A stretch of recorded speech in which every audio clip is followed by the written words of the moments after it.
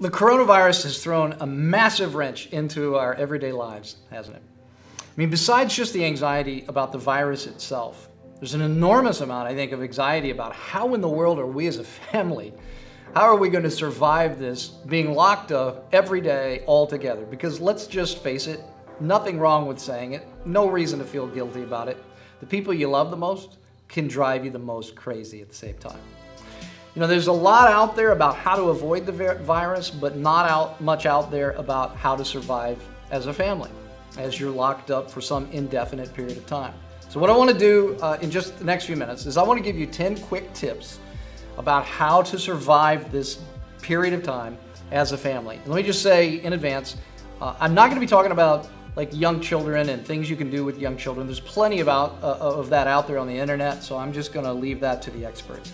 I'm going to give you 10 quick tips how to survive this time as a family. Here's tip number 1, be realistic with yourself and with each other. I don't know how many people are in your family, but I do know how many perfect people are in your family, and that's a big fat 0.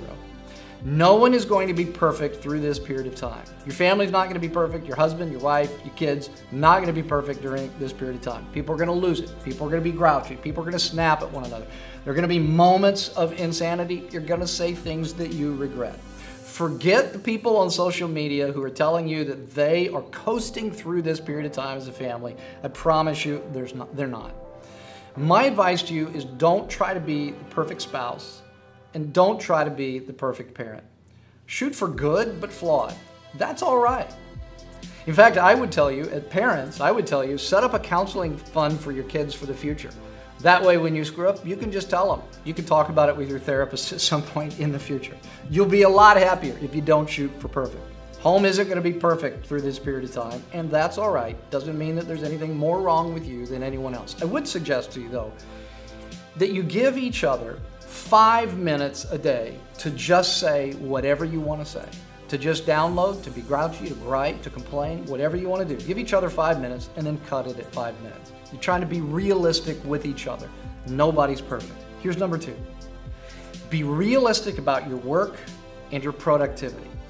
Look, I want to tell you, if you usually work in an office and you're working at home, especially if you have children, you're not going to be able to recreate your work environment there.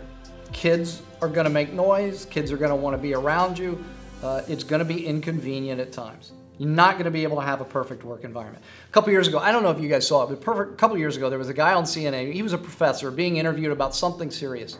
He was in his home office, sitting there in his suit. He looked very dignified.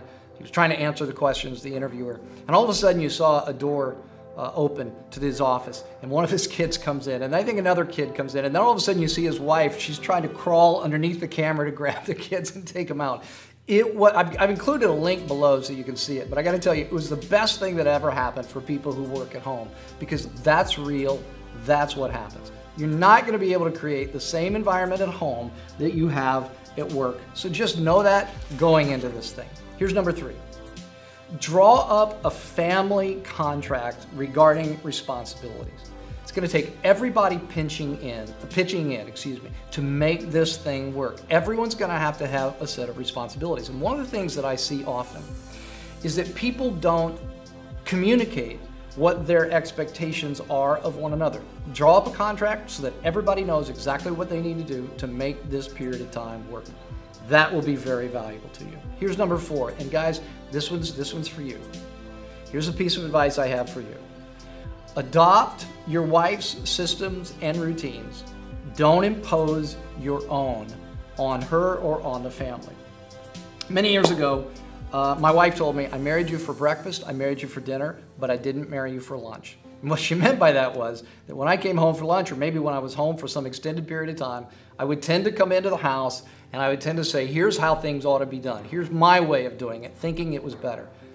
I want to just give you a piece of advice, guys. That is not a good plan. Your wife has a way of running the home. Let it be. Even if you think yours is better, just adopt her method, her systems, her routines. Don't impose your own on it. Just zip it and adopt it. That's the plan. Number 5, again, men, don't avoid your spouse, don't avoid your family with your work, with your computer, with your phone, with your tablet. Here's a generalization, and I know it's a generalization, but I'm going to say it anyway. In general, women are better at relationships than men are. I don't think we realize how much we avoid family, avoid relationships with our work. And you're going to find yourself through the day, through the evening, looking at your phone, looking at your computer, watching the news, whatever you're doing on your phone.